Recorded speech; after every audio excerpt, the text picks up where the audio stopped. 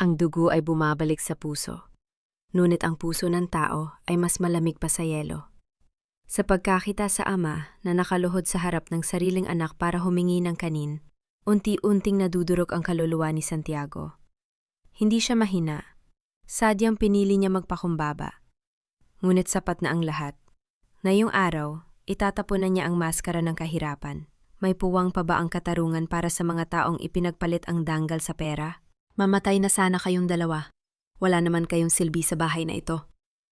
Ang matinis na sigaw ni Beatrice ay tila isang matalim na patalim na humiwa sa katahimikan ng malawak na salas.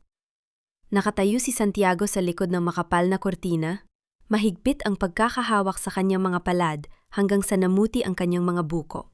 Sa kanyang harapan, ang ina na may pilak ng buhok ay nanginginig na nakaluhod sa sahig. Pinupulot nito ang mga barya na nagkalat sa makintab na tiles. Iyon ang perang pinaghirapan niya sa pagtitinda ng gulay pambili sana ng gamot para sa ama ni Santiago na kasalukuyang nakahiga at hirap huminga sa maliit na silid sa likod.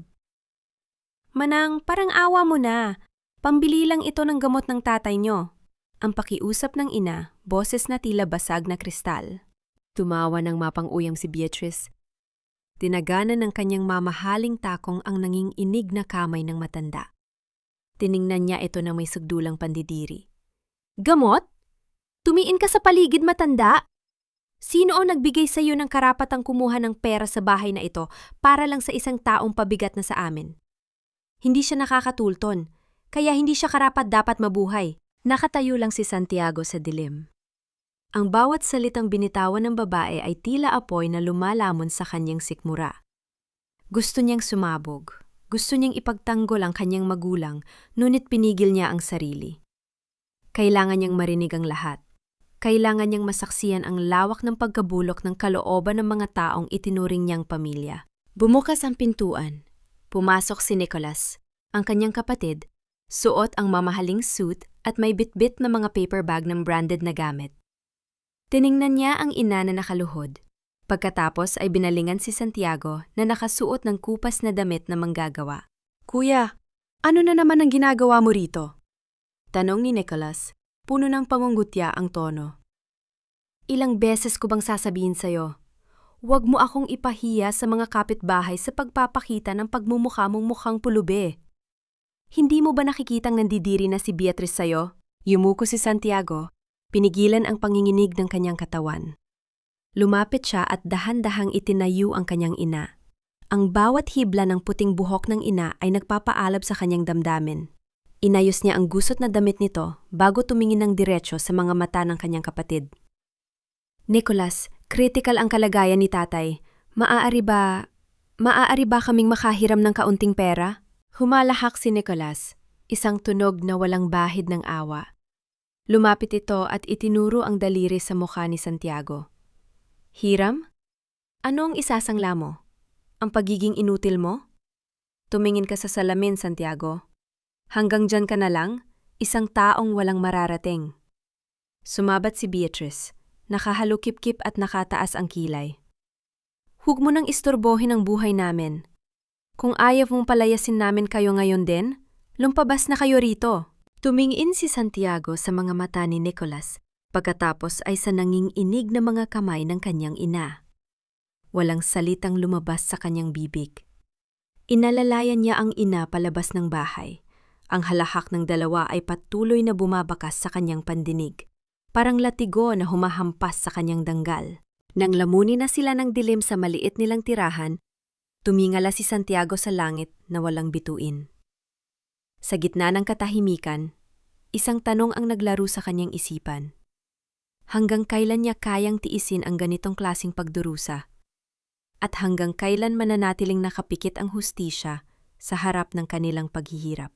Pagkatapos ng gabing iyon, tila isang mabigat na kadena ang nakapulupot sa dibdib ni Santiago, habang pinapanood niyang dahan-dahang humihinga ang kanyang ama. Ang maliit at tagpi-tagping dingding ng kanilang tirahan ay puno ng amoy ng mga herbal na gamot at lumang kahoy. Walang kuryente, tanging ang liwanag ng isang kupas na lampara ang nagbibigay ng kaanting liwanag sa kanilang kinabukasan. "Santiago, anak, Mahinang bulong ng kanyang ama. Huwag kang magalit sa kapatid mo. Baka pagod lang siya. Napapikit ng mariin si Santiago. Ang boses ng kanyang ama ay puno ng pagmamahal na hindi nararapat para sa isang anak na tulad ni Nicolas. Inabot niya ang basang bimpo at maingat na pinunasan ang noo ng matanda. Pahinga na po kayo, tatay. Ako na ang bahala sa lahat. Kinabukasan, sa kanyang paglalakad patungo sa maliit na karinderya kung saan siya nagtatrabaho bilang tagahugas ng plato, hindi mawala sa isip ni Santiago ang mga dokumentong nakatago sa ilalim ng sahig ng dati nilang mansyon. Mga dokumentong magpapatunay na ang lahat ng ari-ari ang hawak ni Nicolas ay nakuha sa pamamagitan ng panloloko at pagpirma sa mga papeles na hindi binasa ng kanyang ama. Habang naglilinis sa labas ng karinderya, isang mamahaling sasakyan ang dahan-dahang huminto sa tapat.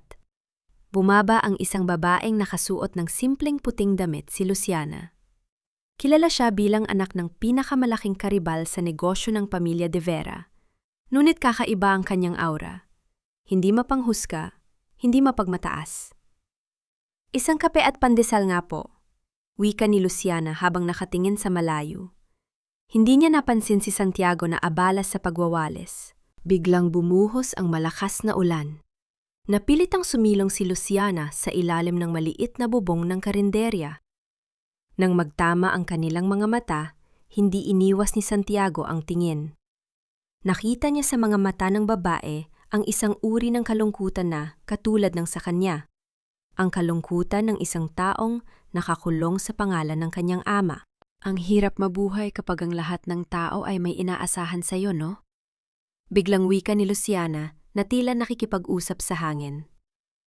Lahat sila, akala nila alam nila kung sino ako. Pero sa totoo lang, wala silang kaalam-alam. Natigilan si Santiago. Minsan, mas mabuti nang hindi nila alam. Mas madaling mabuhay kapag walang nakatingin sa bawat pagkakamali mo.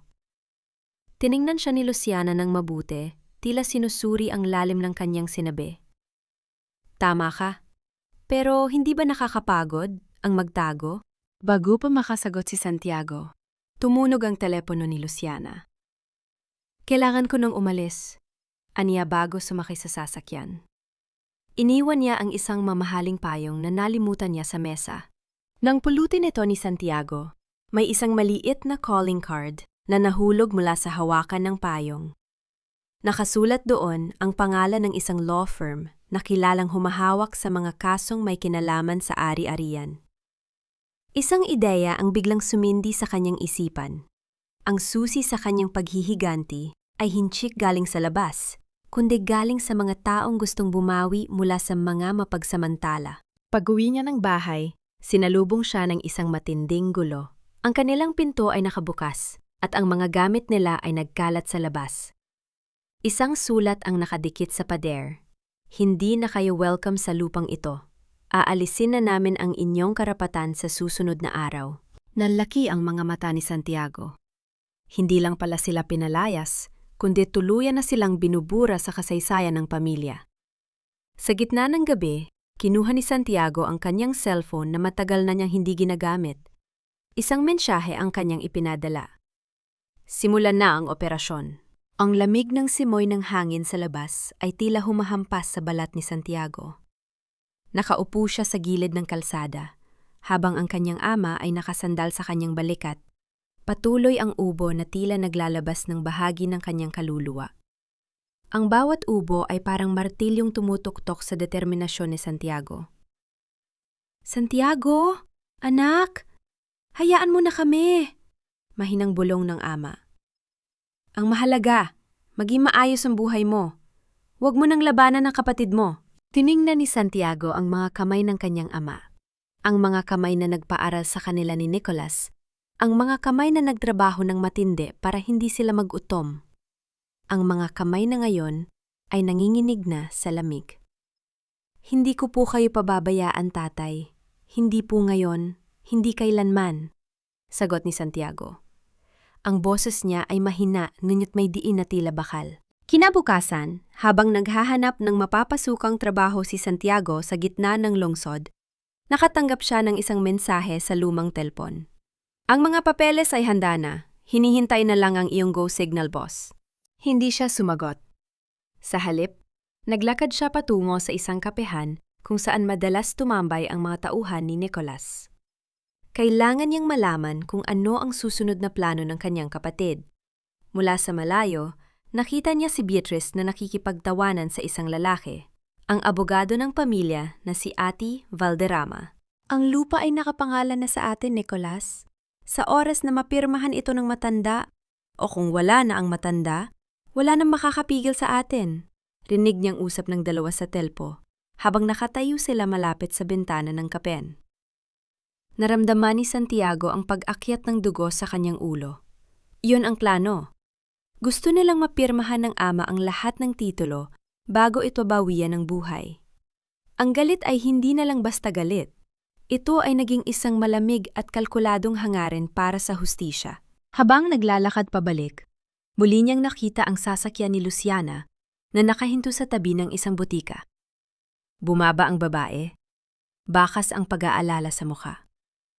May binili siyang gamot, ang eksaktong gamot na kailangan ng ama ni Santiago para sa kanyang atake sa puso. Nang palabas na si Luciana, nadulas siya dahil sa basa ng ulan. Mabilis na kumilos si Santiago at inalalayan ito bago pa tumama ang kanyang ulo sa semento. Salamat, hingal na wika ni Luciana. Pagtingin niya kay Santiago, bahagyang nanlaki ang kanyang mga mata. Ikaw, yung lalaki kahapon sa karinderya, mag-iinat ka, maikling tugon ni Santiago, at akmang tatalikuran na ito. Teka! Tawag ni Luciana. Tiningnan niya ang gamot na hawak niya. Pagkatapos ay kay Santiago. Kilala kita! Ikaw ang anak ng pamilyang pinalayas ng mga De Vera, di ba? Bakit mo hinahayaan ang sarili mong magdusa ng ganito? Huminto si Santiago. Lumingon siya ng dahan-dahan, ang kanyang mga mata ay puno ng lalim na hindi kayang basahin ng kahit sino. Minsan ang pinakamalakas na paraan para lumaban ay ang maghintay sa tamang pagkakataon. At ang pagkakataong yon ay paparating na. Iniwan niya si Luciana na nakatayo roon, naguguluhan. Sa kanyang bulsa, ang kanyang telpon ay muling tumunog. Boss, nasa opisina na si Nicholas. Binubuksan na niya ang safe. Napangiti si Santiago, isang ngiti na walang halong saya. Ang bitag ay handa na. Ang gabi ay nababalot ng makapal na hamog kasing dilim ng mga intensyon ni Nicholas sa loob ng kanilang mansyon. Nakaupo si Nicholas sa harap ng isang mamahaling lamesa habang si Beatrice ay abala sa pag-aayos ng kanyang mga alahas. Sigurado ka bang walang nakakaalam sa dokumentong ito? Tanong ni Beatrice habang kinikilates ang isang kuwintas. Wala, sagot ni Nicholas, sabay hit-hit sa kanyang sigarilyo. Si Santiago? Isang hamak na basahan. Kahit pa magsumbong siya sa pulis, walang maniniwala sa isang taong walang pangalan at walang pera. Ang mahalaga, makuha natin ang lagda ng matanda sa susunod na linggo. Kapag nakuha na natin ang lahat, ibebenta natin ang mansyong ito at lilipat sa ibang bansa. Hindi nila alam, sa labas ng mansyon, nakatayo si Santiago sa ilalim ng isang malaking puno. Hawak niya ang isang maliit na device na naglilipat ng bawat salitang binibitawan ng dalawa sa kanyang telpo. No. Ang bawat pangungutya, ang bawat plano ng pagtataksil, lahat ay nakatala. Ngunit ang hindi inaasahan ni Santiago ay ang presensya ni Luciana sa labas ng gate ng mansyon. Lumapit si Luciana, tila may hinahanap. Nakita niya si Santiago sa dilim. Sa halip na sumigaw, lumapit siya ng tahimik. Ano ang ginagawa mo rito? Magnanakaw ka ba? Tiningnan siya ni Santiago ng diretsyo. Hindi ako magnanakaw. Binabawi ko lang ang mga bagay na ninakaw nila sa amin. Natigilan si Luciana. Tumingin siya sa mansyon pagkatapos ay kay Santiago. Ang mga taong nasa loob, hindi sila mabubuting tao. Alam ko yon. Ang pamilya ko ay may negosyo sa kanila at nakikita ko ang mga anomala yung ginagawa nila. Kung gayon, bakit ka nandito? Tanong ni Santiago. Dahil gusto kong malaman ang katotohanan, sagot ni Luciana. May mga dokumento akong nakita sa opisina ng ama ko na nag-uugnay sa pamilya mo at sa isang malaking sabwatan. Santiago, hindi lang lupa ang habol nila. Gusto nilang linisin ang kanilang pangalan sa pamamagitan ng paggamit sa inyo bilang panakibutas. Ang impormasyong ibinigay ni Luciana ay isang matinding sampal sa realidad. Hindi lang pala simpleng kasakiman ang motibo ni Nicholas, ito ay isang malawakang pagtakpan ng isang krimen. Bakit mo ito sinasabi sa akin? Tanong ni Santiago. Dahil sawa na akong makakita ng mga taong nagdurusa dahil sa kasakiman ng iba, vika ni Luciana na may halong pait. At dahil nakikita ko sa mga mata mo na hindi ka susuko. Sa sandaling yon, bumukas ang gate ng mansyon. Lumabas ang bodyguard ni Nicholas. Mabilis na hinila ni Santiago si Luciana patungo sa likod ng malalaking paso ng halaman. Ang kanilang mga mukha ay magkalapit. Ang kanilang mga hininga ay nagahalo sa lamig ng gabi. Ang kilig na hindi dapat naroon ay tila kuryenteng dumaloy sa pag-itan nila. Ngunit sa isang iglap, naputol ang sandaling iyon nang makita ni Santiago ang isang itim na van na huminto sa harap ng mansyon. Bumaba ang ilang lalaking may dalang mga maleta. Hindi ito galing sa bangko, kundi galing sa mga taong hindi dapat kinakasalamuhan ng isang disenteng pamilya. Mga smuggler, bulong ni Santiago. Santiago, kailangan nating umalis dito. Babala ni Luciana. Kung mahuhuli ka nila, hindi ka na makakalabas ng buhay. Ngunit hindi natinag si Santiago. Sa halip na matakot, nakita niya ang pagkakataon. Hindi ako aalis. Ito na ang huling tira na kailangan ko para tuluyang mawasak ang mundong itinayo nila sa ibabaw ng ating pagdurusa. Ang bawat segundong lumipas ay tila isang mabigat na pasanin. Sa likod ng malalaking paso, nararamdaman ni Santiago ang mabilis na tibok ng puso ni Luciana. Ang amoy ng mamahaling pabango nito ay humahalo sa amoy ng basang lupa, isang kaibahan sa malupit na realidad na kanilang kinatatayuan. Santiago, kailangan nating umalis. Pabulong lawika ni Luciana, bakas ang matinding takot sa kanyang mga mata. Hindi mo sila kayang labanan ng mag-isa. Hindi lumingon si Santiago. Ang kanyang mga mata ay nakapako sa mga lalaking nakaitim na ngayon ay naglalabas ng mga kahon mula sa itim na van. Ang mga markang nakikita sa mga kahon ay hindi mga gamit bahay. Ito ay mga logo ng mga ipinagbabawal na chemical. Ang mansyon na dati ay tahanan ng kanyang pagkabata ay unti-unti nang nagiging pugad ng isang illegal na operasyon. Hindi ko sila kailangang labanan ng pisikal. Sagot ni Santiago ng mahina. Ang kanyang tinig ay malamig, walang bahid ng emosyon. Kailangan ko lang silang mahuli sa gitna ng akto.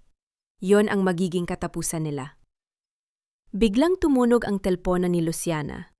Dahil sa gulat, hindi niya agad na silent ang kanyang device. Ang tunog ng notification ay bumasag sa katahimikan ng gabi. Parang isang malakas na putok ng baril. Sino yan? May tao sa labas! Ang sigaw ng isa sa mga bodyguard ni Nicholas mula sa loob ng mansyon. Nagkatinginan ang dalawa. Walang oras para sa pag-aalinlangan. Hinila ni Santiago si Luciana patungo sa madilim na bahagi ng bakuran kung saan ang mga puno ng santol ay nagbibigay ng sapat na ani. Sa kanilang pagtakbo, bahagyang sumabit ang laylayan ng damit ni Luciana sa isang sanga. Ngunit hindi sila huminto. Nagtago sila sa likod ng isang lumang bodega ng kagamitan. Naririnig nila ang mga yapak ng mga bodyguard na papalapit sa kanilang kinaroroonan.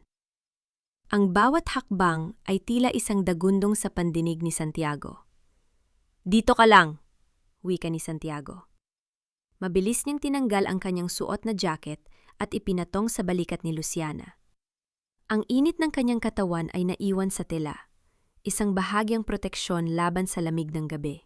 Bago pa makapagsalita si Luciana, lumabas si Santiago mula sa pagtatago.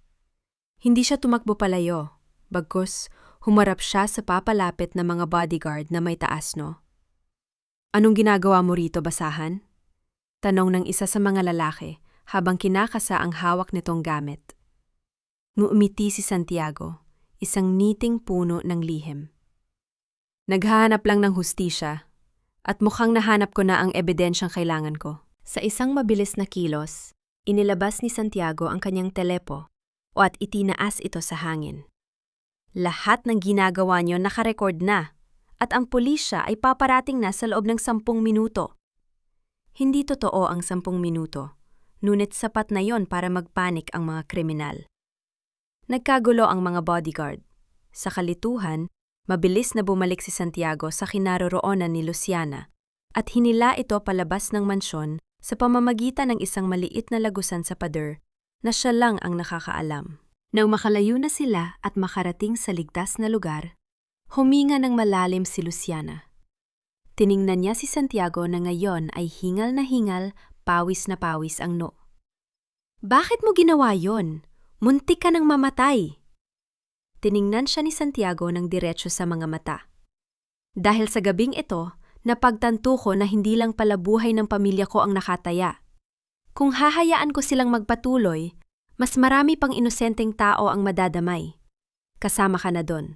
Sa sandaling yon, ang malamig na pagtingin ni Santiago ay unti-unting lumambot.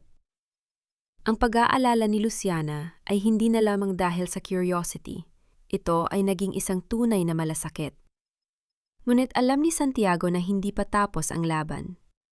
Ang susunod na hakbang, ang magpapasya kung sila ay magtatagumpay o tuluyang lalamunin ng dilim. Ang gabi ay hindi naging tahimik para kay Nicholas. Sa loob ng opisina, pabalik-balik siya sa paglalakad habang hawak ang isang basong whiskey. Ang kanyang mga kamay ay nanginginig hindi dahil sa lamig, kundi dahil sa matinding kaba. Ang pangyayari sa labas ng mansyon kanina ay nag-iwan ng takot sa kanyang mga tauhan. Ano ang ibig sabihin nito, Nicholas? Sigaw ni Beatrice habang pumasok sa silid, bit-bit ang isang folder na natagpuan niya sa ibabaw ng lamesa. Bakit may mga litrato rito ng mga shipment natin? At bakit may kopya ng mga dokumento na dapat ay sunog na?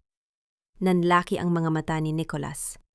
Agad niyang kinuha ang folder mula sa kamay ng asawa. Ang bawat pahina ay naglalaman ng mga transaksiyong hindi sana dapat lumabas.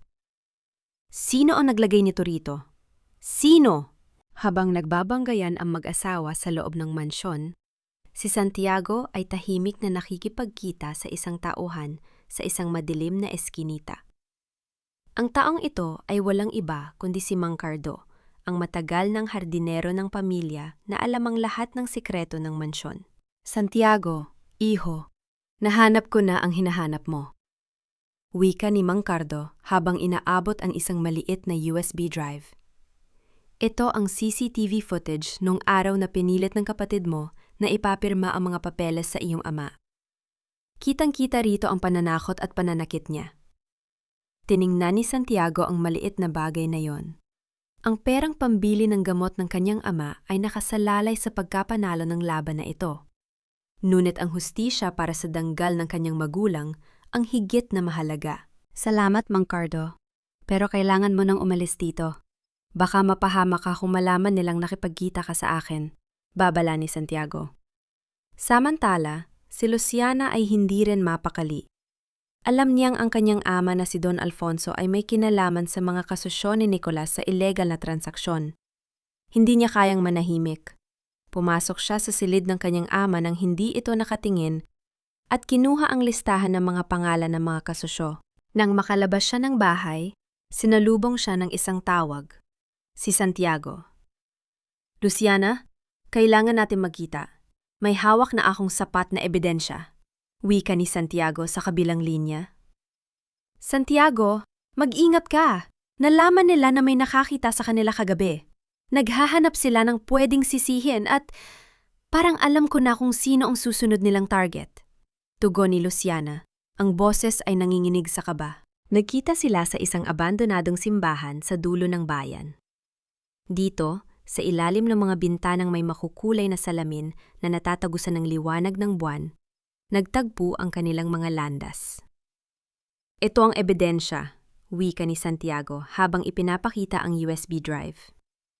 Inilapit ni Luciana ang kanyang kamay sa kamay ni Santiago. Sa sandaling iyon, ang lamig ng hangin ay tila naglaho. Hindi ka na mag-isa sa laban na ito, Santiago. Hindi kita hahayaang madurog nila. Bago pa man makasagot si Santiago, Isang putok ng baril ang umalingaw-ngaw sa labas ng simbahan. Ang mga salamin sa bintana ay nagkadurog-durog. Mabilis na hinila ni Santiago si Luciana patungo sa likod ng altar. "Dito ka lang!" utos ni Santiago. Ang kanyang mga mata ay nag-aapoy sa galit. Alam niyang ang bawat segundo ay mahalaga. Ang laro ng pusa at daga ay tapos na. Nagsisimula na ang tunay na digmaan. Ang amoy ng pulbura ay humalo sa bango ng mga kandilang naubos na sa loob ng lumang simbahan. Sa ilalim ng altar, mahigpit na magkahawak ang kamay ni Santiago at Luciana. Ang bawat tibok ng kanilang puso ay tila isang relo na nagbibilang ng nalalabi nilang oras. Sino ang nagpadala sa kanila? Pabulong na tanong ni Luciana. Ang kanyang boses ay nanginginig, ngunit may bakas ng tapang. "Nicholas?" sagot ni Santiago. Malamig ang tono, ngunit nagbabaga ang mga mata. Wala nang ibang makakaisip na gawin ito. Nais nilang burahin ang ebidensya at ang sinumang hahadlang sa kanilang kasakiman. Naririnig nila ang mga yabag ng mga lalaking nakasuot ng itim na jacket sa loob ng simbahan. Ang bawat yapak sa sahig na kahoy ay parang paghatol sa kanilang kapalaran. Santiago, sa kabila ng panganib, ay dahan-dahang inilabas ang kanyang telepon. Isang mabilis na text ang kanyang ipinadala sa isang numerong walang pangalan. "Nasa simbahan kami. Kailangan ko ng backup ngayon din." "Santiago?" tawag ni Luciana. Ang kanyang muka ay bahagyang nasisinaga ng liwanag ng buwan mula sa basag na bintana. "Kung ano man ang mangyari, salamat. Salamat dahil hindi ka sumuko." Humarap si Santiago sa kanya. Sa kabila ng dumi sa kanyang muka at ang panganib sa paligid, ang pagtingin niya kay Luciana ay puno ng lambing na kailanman ay hindi niya naipakita sa iba. "Hindi pa tayo tapos, Luciana. Hindi ko hahayaang matapos ang kwento natin sa isang madilim na sulok." Biglang natumba ang isang hanay ng mga upuan sa harapan. Isang anino ang lumitaw. Mabilis na kumilos si Santiago. Hinila niya si Luciana at tumakbo sila patungo sa pintuan sa gilid na patungo sa sacristy. "Diyan sila!" sigaw ng isa sa mga armadong lalaki. Habang tumatakbo, hinagip ni Santiago ang isang mabigat na kandelero at ibinato ito sa mga humahabol sa kanila. Ang ingay ng bakal na tumama sa sahig ay nagdulot ng sapat na kalituhan para makalabas sila sa pintuan. Ang lamig ng gabi ang sumalubong sa kanila sa labas ng simbahan. Hindi sila huminto. Tumakbo sila patungo sa kagubatan sa likod ng simbahan, kung saan ang mga puno ay nagiging proteksyon nila laban sa mga humahabol. Habang nagtatago sa likod ng isang malaking puno, nakita ni Santiago na duguan ang braso ni Luciana. Natamaan siya ng isang piraso ng basag na salamin kanina. "Luciana, nasaktan ka!" ani Santiago. Ang boses ay puno ng pagsisisi. Kinuha niya ang kanyang panyo at mahigpit na tinali ito sa sugat ng babae. "Ayos lang ako." Sagot ni Luciana, kahit na maputla na ang kanyang mukha. "Ang ebidensya, ang USB drive, hawak mo pa ba?" Kinuha ni Santiago ang USB mula sa kanyang bulsa. "Ito ang magpapabagsak sa kanila. Ito ang magbabalik ng lahat ng nawala sa atin." Ngunit sa gitna ng kadiliman, isang ilaw ng sasakyan ang biglang bumukas sa harapan nila. Hindi yon ang backup na hinihintay ni Santiago. Ang sasakyan ay isang itim na SUV, ang sasakyan mismo ni Nicholas. Bumaba si Nicholas mula sa sasakyan. Hawak ang isang baril na nakatutok sa kanila.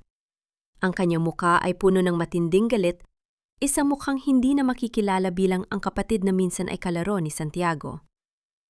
"Tapos na ang laro, kuya?"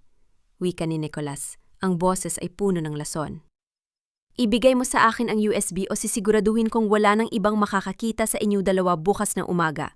Ang dulo ng baril ay tila isang malamig na daliri na nakatutok sa dibdib ni Santiago. Sa likod ni Nicholas, ang mga bodyguard ay nakapalibot, handang sumunod sa anumang utos ng kanilang amo. Ngunit sa kabila ng panganib, hindi yumuko si Santiago. Ang kanyang mga mata ay nanatiling matapang, puno ng pagkasuklam sa taong nasa harap niya. "Akala mo ba matatapos ito sa pagbaril sa akin, Nicholas?" Wika ni Santiago, ang boses ay mahinahon ngunit may talim. Ang bawat krimen mo, ang bawat pagtataksil, lahat yan ay nakarehistro na sa cloud. Sa sandaling hindi ako mag-update sa loob ng isang oras, ang lahat ng ebidensyang yon ay otomatikong idadala sa bawat media outlet sa bansa. Natigilan si Nicholas. Ang kanyang daliri na nakapatong sa gatilyo ay bahagyang nanginig. Sinungaling ka! Wala kang magagawa! Subukan mo! Hamon ni Santiago. Humakbang siya ng dahan-dahan palapit sa kanyang kapatid. Ipakita mo sa akin kung gaano kakatapang kapag wala ang baril na yan sa kamay mo. Si Luciana, na nasa likod ni Santiago, ay hindi rin nagpatinag. Nicholas, alam ng ama mo ang ginagawa mo. Hindi lang kami ang kalaban mo.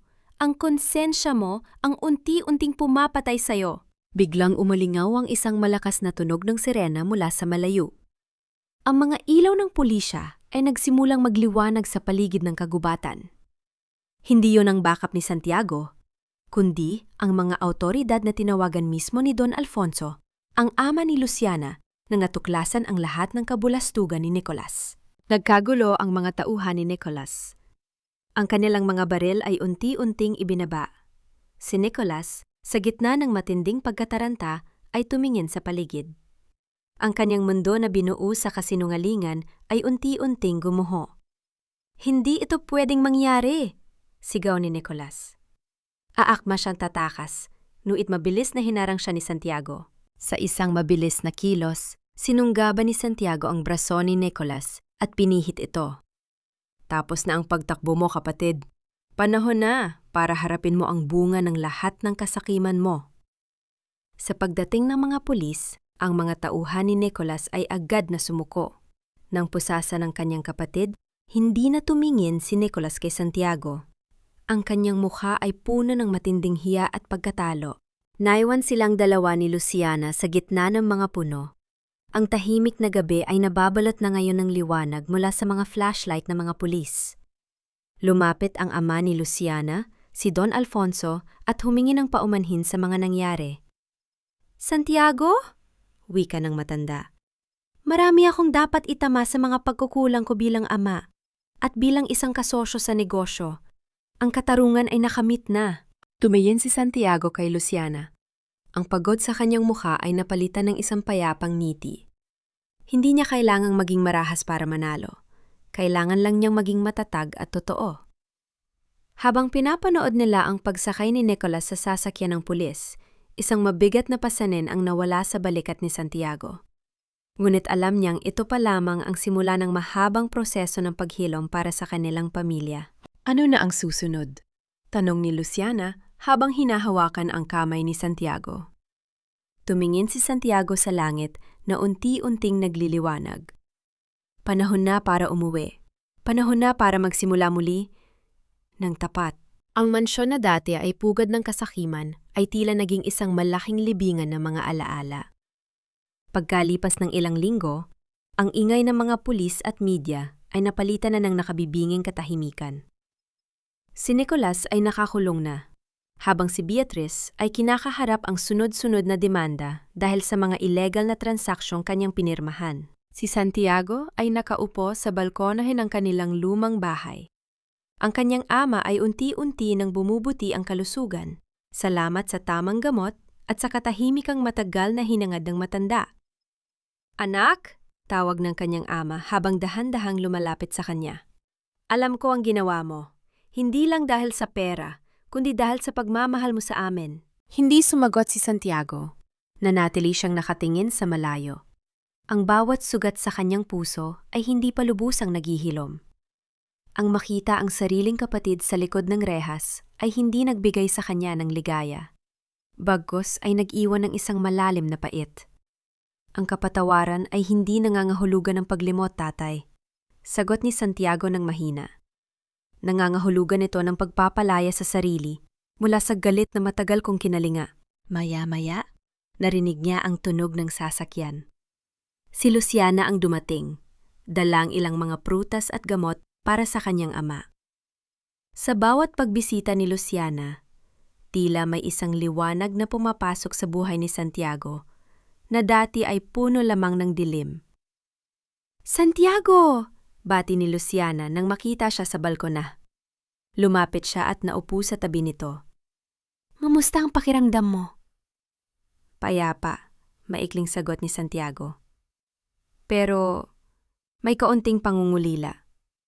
Sa kabila ng lahat, kapatid ko pa rin siya. Tumingin si Luciana sa malayo. Normal lang yan. Ang totoo, mas nakakatakot ang taong walang nararamdamang pagsisisi kaysa sa taong tulad mo na marunong pa ring magmahal sa kabila ng lahat. Yan ang dahilan kung bakit iba ka sa kanila. Nagkatitigan ang dalawa. Sa gitna ng katahimikan, naramdaman nila ang bigat ng mga bagay na kanilang pinagdaanan. Hindi na nila kailangan ng maraming salita. Ang presensya ng isa't isa ay sapat na para sabihing hindi sila nag-iisa. Ano na ang plano mo? Tanong ni Luciana. Magsisimula ako muli, tugon ni Santiago. Hindi bilang isang taong gustong maghigante, kundi bilang isang taong gustong bumuo ng isang bagay na matatag at totoo. Marami pa tayong kailangang ayusin, Luciana. Hindi lang sa pera, kundi sa tiwala ng mga taong nadamay sa gulo. Numiti si Luciana at inilapat ang kanyang kamay sa ibabaw ng kamay ni Santiago. Ang bawat daliri nila ay nagtatagpo, nagbibigay ng lakas na tila isang pangako. Ngunit sa gitna ng kanilang sandali ng katahimikan, isang tawag ang natanggap ni Luciana. Ang kanyang muka ay biglang namutla. Santiago, si Papa, parang may nangyari sa opisina. Ang kapayapaan na kanilang pinaghirapang abutin ay muling nasubok. Mukhang hindi pa tapos ang lahat ng mga problemang iniwan ng nakaraan. Mabilis na nagmaneho si Santiago patungo sa opisina ng pamilya ni Luciana. Ang kanyang isipan ay puno ng mga tanong.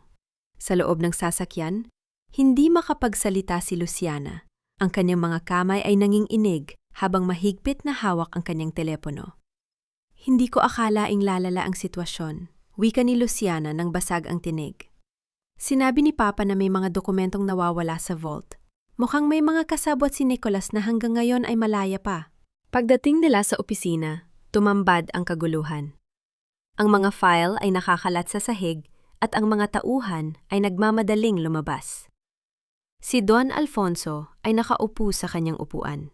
Mukhang matanda na biglang nagkasakit sa loob ng isang gabi. Alfonso! Tawag ni Santiago habang nilalapitan ang matanda. Ano ang nangyari? Tumingin si Don Alfonso kay Santiago. Ang kanyang mga mata, na dati ay puno ng awtoridad, ay bakas na ngayon ng takot. Hindi lang si Nicholas ang may plano, Santiago. May isang grupo, isang organisasyon na matagal nang gumagamit sa kumpanya ko para sa kanilang mga illegal na operasyon. Akala ko ay naputol ko na ang ugnayan sa kanila pero ngayon, sila mismo ang nagbabanta sa pamilya ko. Napagtanto ni Santiago na ang kanyang paghihiganti kay Nicholas ay nagbukas lamang ng pinto sa isang mas malaking panganib. Ang mga kasabwat ni Nicholas ay hindi basta-basta mga kriminal. Sila ay mga taong may impluwensya sa gobyerno at negosyo. Kailangan nating ilantad ang lahat. Matikas na sabi ni Santiago. Hindi tayo pwedeng manahimik. Ngunit kapag ginawa natin yan, madadamay ang pangalan ko. Sagot ni Don Alfonso. Mawawala ang lahat ng pinaghirapan ko. Tumingin si Santiago kay Luciana, pagkatapos ay muli kay Don Alfonso. Don Alfonso, ang pangalan ay madaling palitan, pero ang integridad ay hindi. Kung hindi natin ito gagawin ngayon, habang buhay ninyong dadalin ang takot na ito. Sa sandaling yon, isang-email ang pumasok sa laptop ni Don Alfonso. Isang banta na naglalaman ng mga litrato ni Luciana sa labas ng kanilang bahay, kasama ang oras at petsa. Naniga si Luciana. Ang banta ay direkta sa kanyang buhay. Hindi ko hahayaang mangyari ito, wika ni Santiago. Kinuha niya ang laptop at sinimulang i-trace ang IP address ng email. Sa tulong ng kanyang kaalaman sa teknolohiya, nakita niya na ang banta ay galing sa isang server na matagal nang ginagamit ng mga korap na opisyal. Luciana, kailangan mong lumayo rito, utos ni Santiago. Dalhin mo ang iyong ama sa isang ligtas na lugar. Ako ang haharap sa kanila. Hindi! Hindi kita iiwan dito! Pagtuto ni Luciana. Makinig ka! Hinawakan ni Santiago ang magkabilang balikat ni Luciana. Tinitigan siya ng malalim sa mga mata. Pinoprotektahan kita dahil mahalaga ka sa akin. Ngunit kung mananatili ka rito, magiging kahinaan kita. Kapag ligtas ka na, mas malaya ako makakakilos. Magtiwala ka sa akin. Dahil sa bigat ng sitwasyon, napilitan si Luciana na sumunod. Nang makaalis ang dalawa, naiwan si Santiago sa loob ng opisina. Kinuha niya ang isang USB drive mula sa kanyang bulsa. Ang kopya ng lahat ng ebiden yang nakalap niya. Alam niyang ito ang huling barahan niya. At kailangan niyang gawin ang pinakamahalagang desisyon sa kanyang buhay. Sa labas ng gusali, nagsimula nang dumating ang mga itim na sasakyan.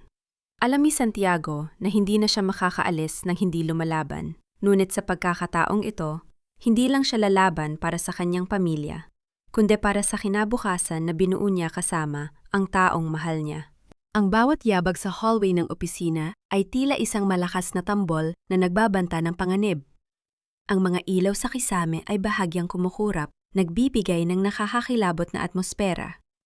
Santiago, nag-iisa sa loob ng opisina, ay mabilis na ikinonect ang kanyang laptop sa main server ng gusali. Kailangan ko lang ng 3 minuto, bulong niya sa sarili. Sa labas, dinig na niya ang pagbukas ng pinto at ang mabibigat na yabag ng mga lalaking nakasuot ng itim. Hindi sila pulis, sila ay mga upahang tauhan ng organisasyon yung matagal nang nagpapatakbo sa ilalim ng ilong ng batas. Alam namin nandiyan ka, Santiago, sigaw ng isang lalaking may garalgal na boses. Ilabas mo ang ebidensya at baka hayaan ka pa naming mabuhay. Hindi sumagot si Santiago. Sa halip, pinalakas niya ang volume ng kanyang laptop. Mula sa speaker, umalingaw ang isang recording ng boses ng kanilang boss, ang taong nasa likod ng lahat ng anomalyeng ito. Ang boses na iyon ay hindi estrange. Ito ang boses ng isang respetadong senador na kilalang tagapagtanggol ng katarungan sa telebisyon. Walang makakaalam. Siguraduhin ninyong malinis ang pagkakagawa. Ang pamilya De Vera ay magsisilbing scapegoat. Ang malinaw na boses ng senador sa recording. Nanlaki ang mata ng mga lalaking pumasok sa opisina. Ang kanilang pagtitiwala sa kanilang amo ay tila nabasag. Ang recording na yon ay hindi lang ebidensya. Ito ay isang bomba na handa ng sumabog. Na yon, wika ni Santiago habang nakatayo at humaharap sa kanila. Gusto niyo pa rin bang ituloy ito? O gusto niyo bang kayo ang managot para sa kasalanan ng isang taong ginamit lang kayo? Nagkatinginan ang mga lalaki. Ang kanilang mga baril na kanina ay nakatutok sa direksyon ni Santiago ay unti-unting bumaba. Ang takot na makulong dahil sa pagkakasangkot sa isang malaking iskandalo ay mas matimbang kaysa sa loyalty nila sa isang korap na opisyal. Hindi namin alam na ganyan ang plano, wika ng isa sa kanila. Ngayon, alam nyo na, tugon ni Santiago. May pagkakataon pa kayong maging saksi kaysa maging sospek. Ang desisyon ay nasa inyo. Habang nag-aalinlangan ang mga lalaki, narinig ni Santiago ang tunog ng mga sirena sa malayo. Hindi ito ang mga korap na pulis na kinatatakutan nila. Ito ay ang mga awtoridad mula sa National Bureau na tinawagan ni Don Alfonso, ang mga taong hindi kontrolado ng senador. Nang pumasok ang mga tunay na awtoridad, ang mga upahan ay hindi na nanlaban. Kusam loob silang bumaba at sumuko. Si Santiago ay nanatiling nakatayo. Ang kanyang laptop ay nakabukas pa rin. Hawak ang katotohanang magbabago sa takbo ng politika at negosyo sa bansa. Ngunit sa gitna ng tagumpay, hindi nawala ang kaba ni Santiago. Si Luciana, mabilis niyang kinuha ang kanyang gamit at lumabas ng gusali. Paglabas niya, nakita niya ang isang itim na sasakyan na mabilis na humaharurot palayo. Sa upuan ng pasahero, nakita niya ang isang anino na pamilyar, si Luciana. Hindi pa tapos ang laban, bulong ni Santiago. Ang pag-atake sa pamilya ni Don Alfonso ay isang diversion lang para itakas si Luciana. Sumakay si Santiago sa kanyang sasakyan. Hindi na siya nag-atubili. Ang pag-ibig niya kay Luciana ay hindi lamang isang damdamin. Ito ay isang responsibilidad na hinding-hindi niya tatalikuran. Sa gitna ng gabi, sinimulan niya ang paghabol. Handang gawin ang lahat kahit ang buhay niya ay nakataya. Ang kalsada ay tila isang mahabang ahas na nakabaluktot sa gitna ng kadiliman. Ang bawat kurba ng makina ni Santiago ay naglalabas ng tunog na sumasabay sa pintig ng kanyang puso. Sa kanyang paningin, ang itim na SUV sa unahan ay parang isang halimaw na pilit na kumakawala. "Luciana, kapit ka lang," bulong ni Santiago sa hangin. Alam niyang sa loob ng sasakyang yon, si Luciana ay hindi nakikipagkumpitan siya. Siya ay biktima ng isang desperadong hakbang ng mga taong nawawalan na ng takot. Habang naghahabulan, binuksan ni Santiago ang radyo ng sasakyan na nakasync sa kanyang laptop. Ang boses ng senador ay patuloy na nagpapalit-palit sa ere, isang babala na ang buong bansa ay nagsisimula ng magising sa katotohanan. Ngunit para sa mga taong nasa loob ng SUV, ang katotohanan ay wala ng halaga. Ang gusto lamang nila ay makatakas. Biglang lumiko ang SUV patungo sa isang lumang pantalan sa labas ng lungsod. Ang lugar kung saan ang mga barkong kargamento ay madaling makapagtatago ng kahit ano o kahit sino. "Hindi niyo siya dadalhin palayo sa akin," mariing sabi ni Santiago. Pagdating sa pantalan, huminto ang SUV sa harap ng isang malaking warehouse. Bumaba ang dalawang lalaki, hatak-hatak si Luciana na nakagapos ang mga kamay. Nakita ni Santiago ang anino ni Luciana na pilit na kumakawala. Hindi naghintay si Santiago. Binangga niya ang gate ng warehouse gamit ang kanyang sasakyan. Ang lakas ng impact ay nagdulot ng malakas na kalabog na yuman sa buong paligid. Bumaba si Santiago mula sa wasak na sasakyan.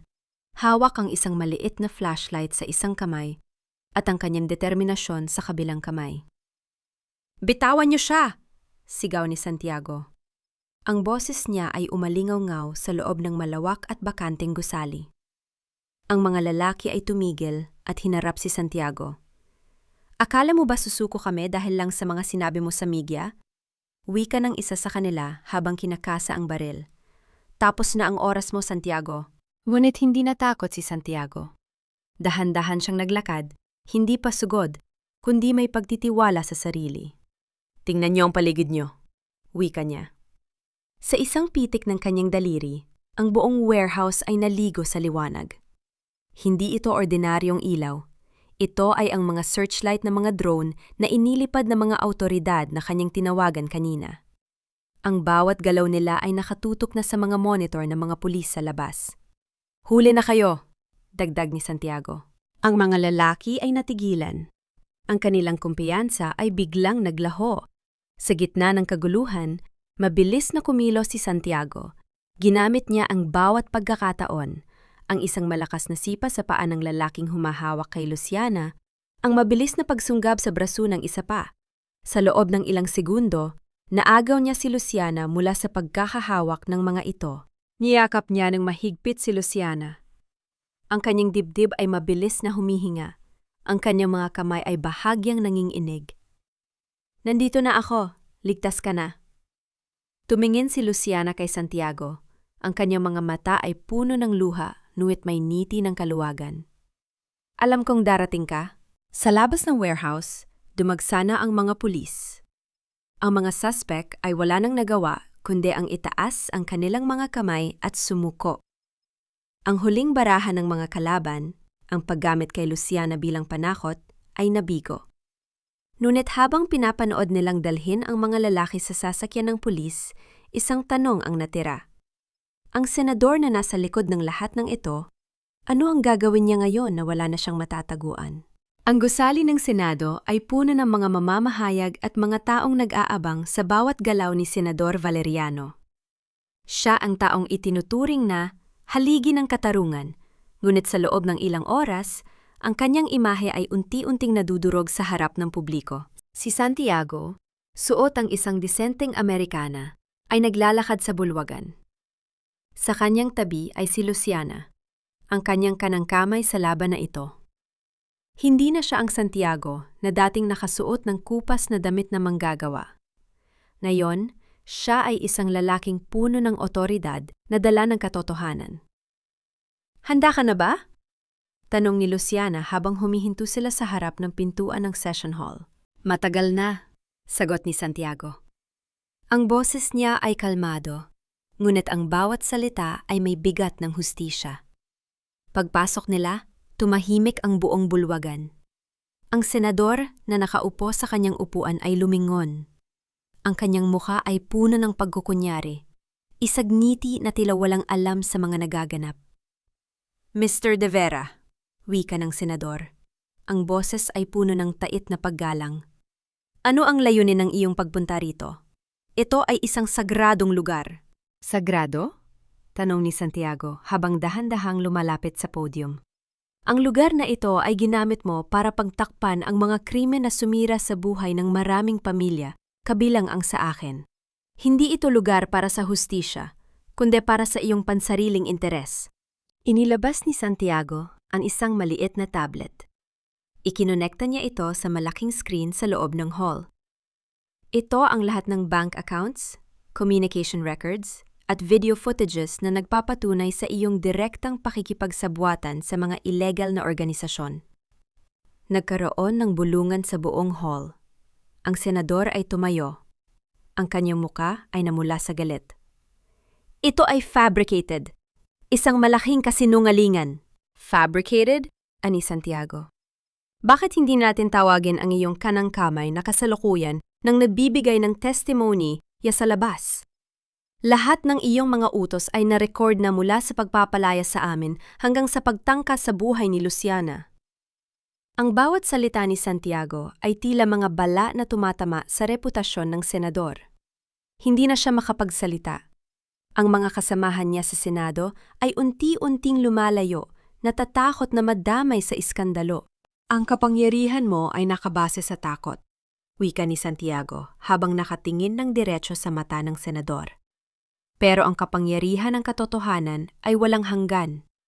Nayon, ang taong walang pangalan at walang pera na tinawag mo dati ay ang siyang magiging dahilan ng iyong pagbagsak. Sa isang iglap, pumasok ang mga opisyal ng batas. Hindi na sila mga tauhan ng senador. Sila ay mga ahente ng federal na inatasan para sa arrest warrant ng matataas na opisyal. Walang nagawa ang senador, kundi ang tumayo ng matuwid. Ngunit ang kanyang mga kamay ay nanginginig ng pusasan siya sa harap ng buong bansa. Paglabas ni Santiago sa gusali, ang sikat ng araw ay tumama sa kanyang mukha. Hindi na ito ang mainit at nakapapasong araw ng kanyang paghihirap. Ito ay ang liwanag ng isang bagong simula. Tapos na ang lahat, wika ni Luciana habang yumayakap kay Santiago. Hindi pa, sagot ni Santiago habang nakatingin sa malayo. Ngayon pa lang tayo magsisimulang mabuhay ng malaya. Ang ingay ng syudad ay unti-unting napalitan ng awit ng mga ibon at ang haplos ng hanging amihan sa kanilang probinsya. Pagkalipas ng ilang buwan, ang mansyon ng mga De Vera ay wala na sa kamay ng mga mapagsamantala. Ipinagbili ito ng gobyerno at ang perang nakuha ay ginamit para sa mga biktima ng illegal na operasyon. Si Santiago ay muling bumalik sa kung saan siya nagsimula, sa isang maliit ngunit maayos na bahay sa gilid ng bukirin. Hindi na siya ang taong puno ng galit. Ang kanyang mga mata ay payapa na.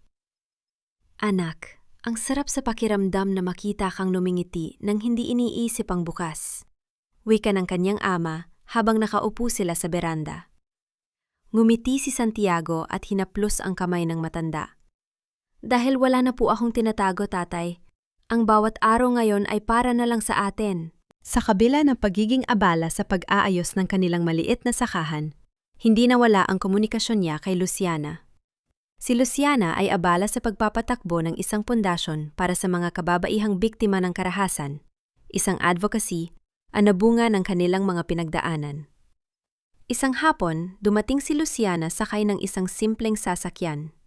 Hindi na siya ang babaeng nakasuot ng mamahaling damit. Suot niya ang isang simpleng terno na nagpapakita ng kanyang pagiging down-to-earth. Sabi ko sa'yo, pupuntahan kita, wika ni Luciana, habang lumalapit sa kanya sa gitna ng bukirin. Akala ko ay abala ka sa Manila, sagot ni Santiago, habang ibinababa ang kanyang mga kagamitan sa pagsasaka. Mas mahalaga ang kapa, yapaan kaysa sa anumang trabaho, tugon ni Luciana. Tumingin siya sa malawak na bukirin. Dito, ramdam ko ang paghinga ng mundo. Ramdam ko ang paghilom. Naupo silang dalawa sa ilalim ng malaking puno ng mangga, ang paboritong lugar ni Santiago.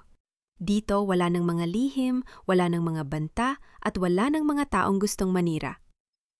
Salamat sa lahat, Luciana, wika ni Santiago. Kung hindi dahil sa'yo, baka hanggang ngayon ay lunod pa rin ako sa galit. Hindi, ili ni Luciana. Dahil sa katapangan mo kaya tayo nakarating dito.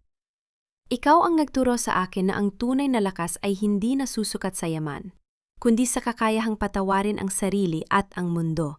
Tiningnan ni Santiago ang horizon, kung saan lumulubog ang araw. Ang mga bituin ay nagsisimulang magpakita. Alam niyang marami pang hamon ang darating, ngunit sa pagkakataong ito, hindi na siya natatakot. Dahil alam niyang anuman ang mangyari, may kasama na siyang haharap sa bawat bagong umaga. Handa ka na bang harapin ang isang buhay na payak? Tanong ni Santiago. Tumawa si Luciana, isang tunog na musika sa pandinig ni Santiago. Sa tabi mo? Kahit saan, Santiago. Kahit saan. Sa gitna ng bukirin, sa ilalim ng liwanag ng buwan, isang panibagong pangako ang nabuo. Pangakong ang pag-ibig na nagmula sa gitna ng unos ay mas matatag kaysa sa anumang bagyo. Ang amoy ng luma at malamig na semento ay tila dumidikit sa balat ni Santiago habang naglalakad siya sa pasilyo ng piitan. Bawat tunog ng kanyang sapatos ay umaalingaw-naw. Isang paalala na sa lugar na ito, ang oras ay tila nakatigil. Huminto siya sa harap ng isang makapal na salamin. Sa kabilang panig, nakaupo si Nicolas, maputla, payat at malayo ang tingin. Wala na ang mamahaling suit, wala na ang mapagmataas na ng iti. Kinuha ni Santiago ang telepono upang makausap ang kapatid. Sa kabilang panig, dahan-dahang itinaas ni Nicolas ang kanyang nanginginig na kamay. Kuya, mahinang simula ni Nicolas. Bakit ka nandito? Para pagtawanan ako? Para makita kung paano ako nabulok dito? Huminga ng malalim si Santiago. Ramdam niya ang pait sa lalamunan, ngunit wala nang galit sa kanyang puso. Nandito ako dahil ibinilin ka ni tatay. Nagluto si nanay ng paborito mong adobo. Hindi nila ito maibibigay ng personal, pero dinala ko para sa'yo. Natigilan si Nicolas. Ang kanyang mga mata ay biglang nagtubig. Matapos ang lahat ng ginawa ko, iniisip pa rin nila ako? Bakit, kuya? Bakit hindi na lang nila ako kinalimutan? Dahil kahit gaano mo padungisan ang pangalan natin, anak ka pa rin nila, sagot ni Santiago.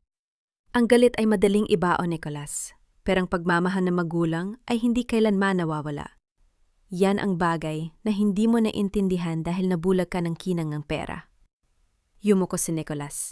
Ang kanyang mga balikat ay nagsimulang manginig sa paghikbi. Ang katahimikan sa pag-ita nila ay puno ng pagsisisi na huli na para itama, ngunit hindi huli para maramdaman. Patawarin mo ako, kuya! Patawarin niyo ako!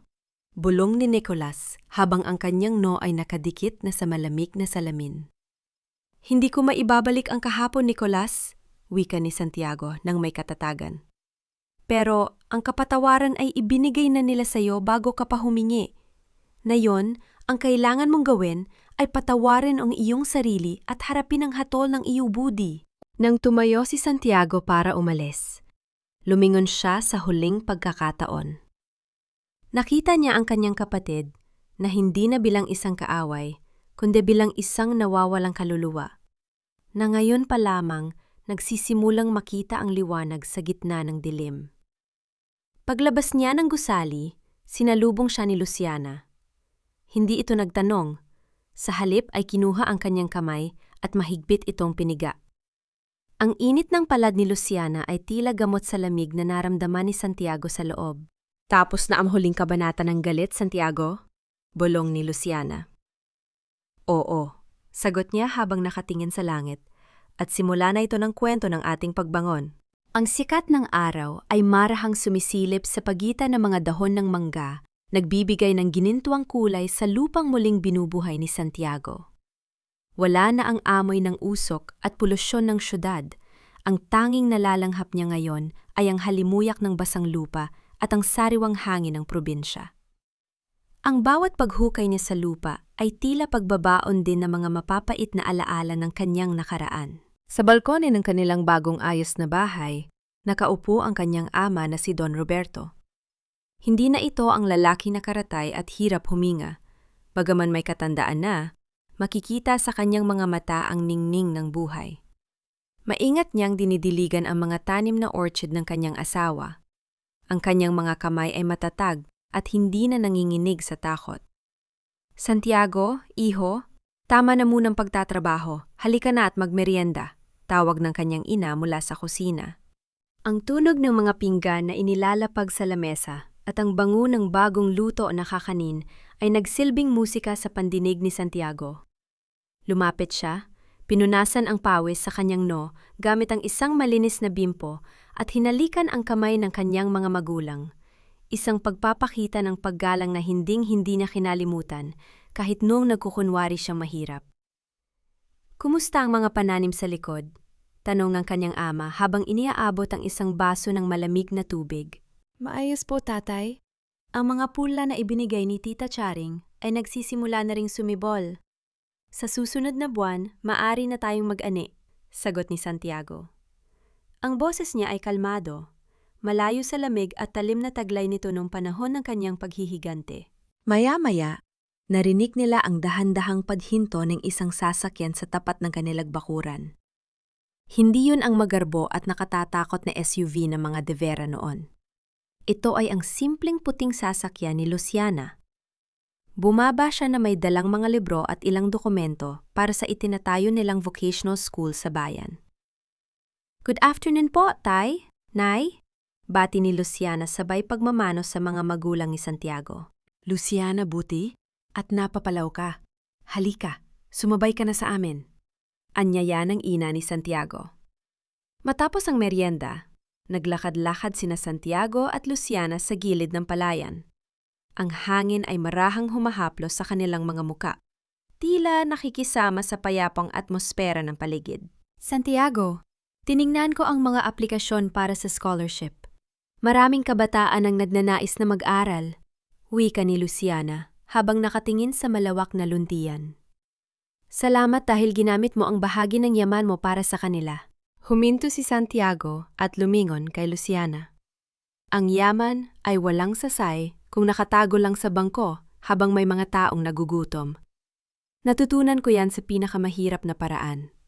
Ngayon, gusto kong makitang lumalaki ang mga batang ito na may danggal at pagkakataon, mga bagay na muntik nang mawala sa atin. Hinawakan ni Luciana ang kamay ni Santiago. Ang kanilang mga daliri ay nagtagpo, isang tahimik na ugnayan na puno ng pangako. Proud ako sa'yo. Mula sa pagiging basahan sa mata ng iba, naging sandigan ka ng marami. Sa gitna ng kanilang pag-uusap, ang langit ay nagsimulang magkulay kahel at lila. Ang hudyat ng pagtatapos ng isa na namang produktibong araw. Ngunit sa kabila ng kapayapaang ito, may isang bagay na pumukaw sa atensyon ni Santiago. Sa dulo ng daan, isang lalaking nakasuot ng itim na jacket ang nakatayo at tila may pinagmamastan. Nang mapansin ng lalaki na nakatingin si Santiago, mabilis itong tumalikod at sumakay sa isang motorsiklo. Walang plaka ang sasakyan at mabilis itong naglaho sa kabilang kalsada. May problema ba? Tanong ni Luciana nang mapansin ang pagbabago sa ekspresyon ni Santiago. Wala, baka napadaan lang, sagot ni Santiago.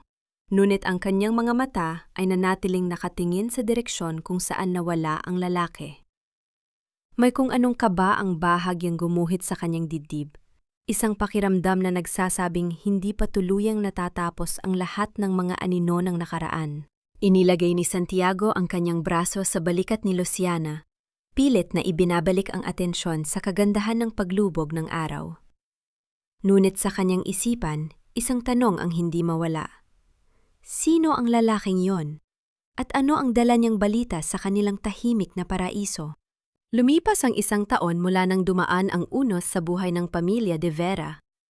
Ang misteryosong lalaking nakita ni Santiago sa dulo ng daan noon ay hindi pala isang banta, kundi isang mensahero ng balitang hindi niya inaasahan.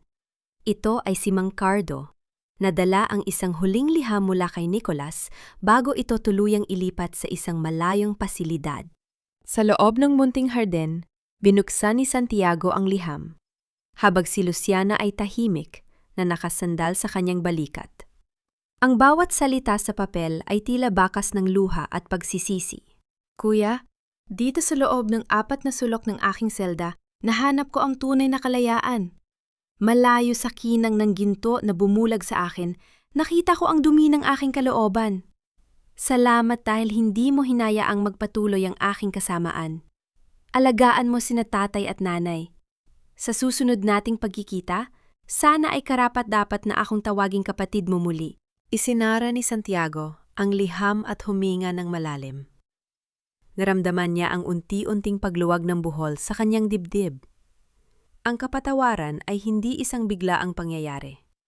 Ito ay isang proseso ng pagpili sa bawat araw na huwag ng balikan ng sakit. Pinatawad mo na ba siya, Santiago? Mahinang tanong ni Luciana. Oo, Luciana.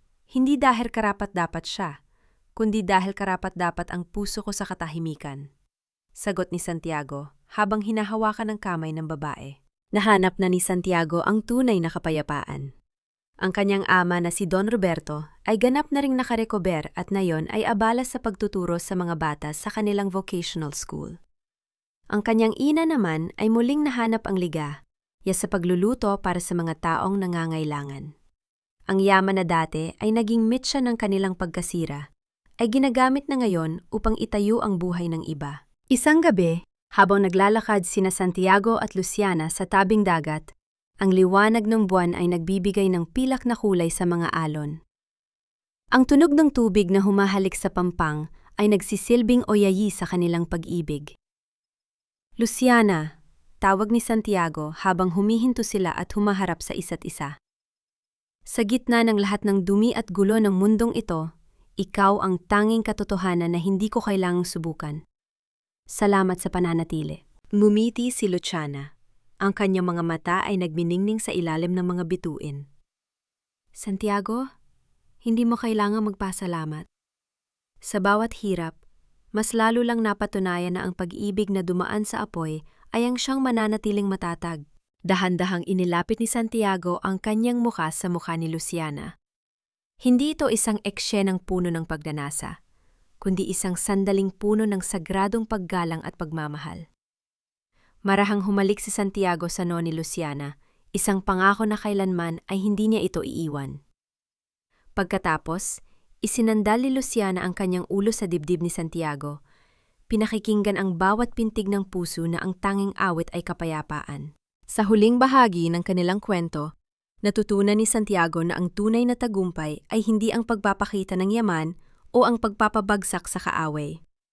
Ang tunay na tagumpay ay ang pag-uwi sa isang tahanang puno ng pagmamahal, ang pagkakaroon ng malinis na konsensya, at ang kakayahang tumingin sa kinabukasan ng walang takot.